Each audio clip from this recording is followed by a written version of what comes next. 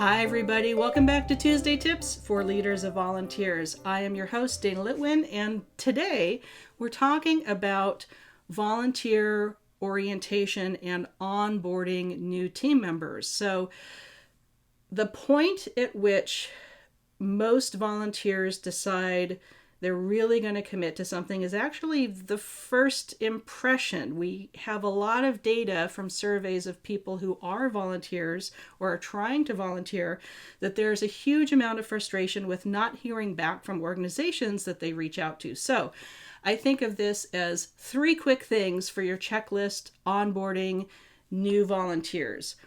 Quick, clear communication after their first inquiry. That is priceless. That is invaluable. If they hear back from you within 24 hours of an inquiry, at the most a couple of days, that's usually enough to let people know, oh, okay, they've got their act together, they're responsive, I'm going to go on with the next steps. Number 2 of your 3 things, quick checklist for onboarding is for that second round of communication. They've reached out, you've had a quick reply with some of the next initial steps, and then if you get to scheduling training, their learning journey, whatever it looks like for the role, really be very, very clear what is the time commitment and set and meet those expectations in these deeper conversations or this other information gathering for the potential volunteer in this kind of second round. So this first round, that's a quick reply. Second round, getting into deeper details about the role and scheduling maybe training sessions, things like that.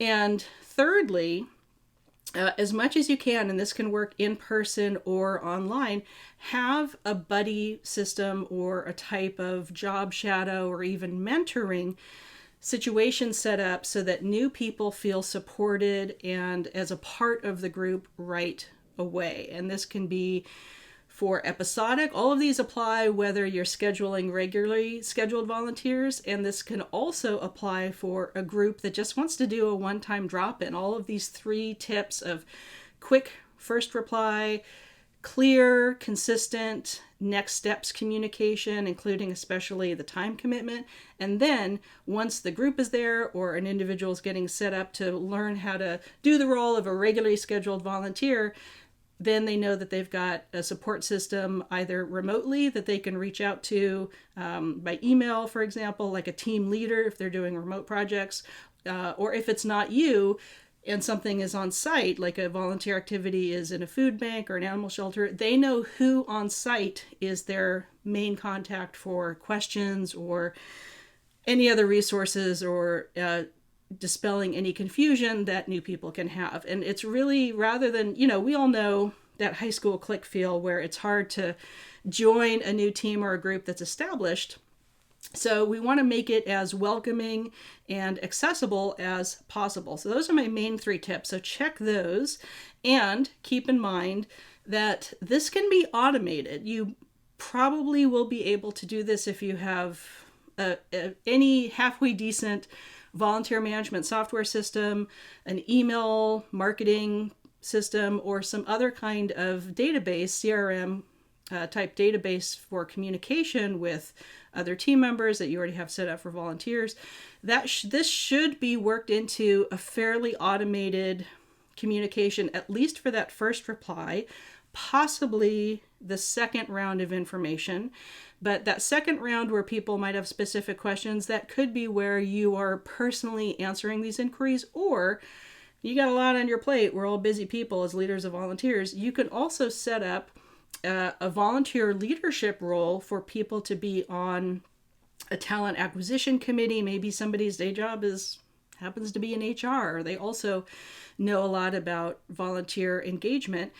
You can have this delegated to a whole other team of volunteers that you know and trust and have learned how to do your agency's best practices of onboarding and kind of setting up this buddy system either remotely or in person. So these 3 things have a lot of flexibility. I found that they apply to a lot of different roles.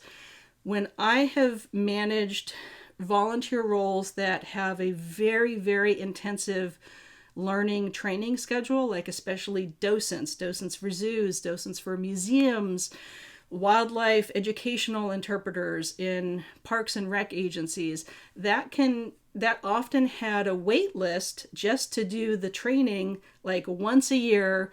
And in some agencies I've worked with, people had to wait for a 2-year cycle to become a highly specialized type of docent or natural interpreter volunteer.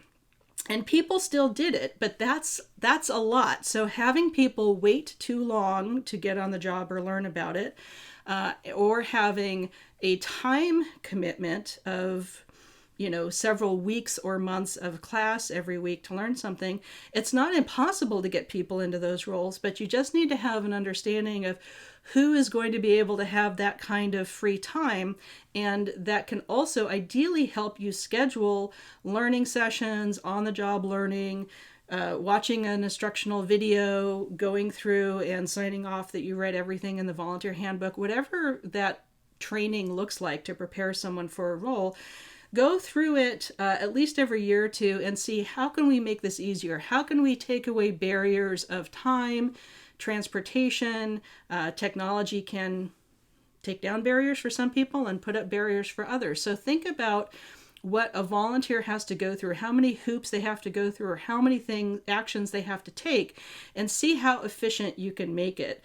And I found that having any sort of buddy system really, really helps with that retention and people, again, feeling welcomed and that they belong with a team, even if that team's already pretty well established, or they don't see them in person because they're doing remote projects. So that kind of sense of welcoming people, creating a sense of belonging, and removing barriers to access are going to be crucial to incorporate the 3 things for volunteer onboarding. I also want to give a little bit of advice that if you know your typical recruitment cycle, like for example, holiday charity bell ringers or special fundraising events for Giving Tuesday, if you know that there's a cycle to your agency, you're probably locked into a cycle of recruitment specific to that timing. And that can help you be more efficient with people not waiting maybe weeks or months to start something. If someone's interested in March in ringing a bell and collecting funds in December, there might be something else that they can do in between so they don't have to wait to start that activity. So open your own mind, check for accessibility issues, what barriers people have, which typically have to do with time and money, being able to get somewhere, and how much, if it's during work hours, will that interfere with the jobs they have. So think about your audience, the talent pool you want to draw from, who's available at what times that the shifts and the training sessions are available, and just have that understanding of who you can draw from, who has that kind of schedule that fits in with what you're doing. And then I'm going to invite you to open up the possibilities of special projects or more flexible things aside from the critical roles that you have to fill in your agency for day-to-day services. Think about taking suggestions from volunteers for special projects, and have volunteers, again, help you with this whole recruitment thing and take some stuff off your plate and delegate. But if you know and you trust that your communications are quick and clear and consistent with people wanting to volunteer with you, just making a couple little adjustments with these tips can make all the difference in the world, because you never get a second chance at a first impression. I hope you enjoy these Tuesday tips. Hit like, hit subscribe if you're not yet part of the Cool Kids Club, and hit the little bell to know when I have another cool video coming out just about every week. Take care.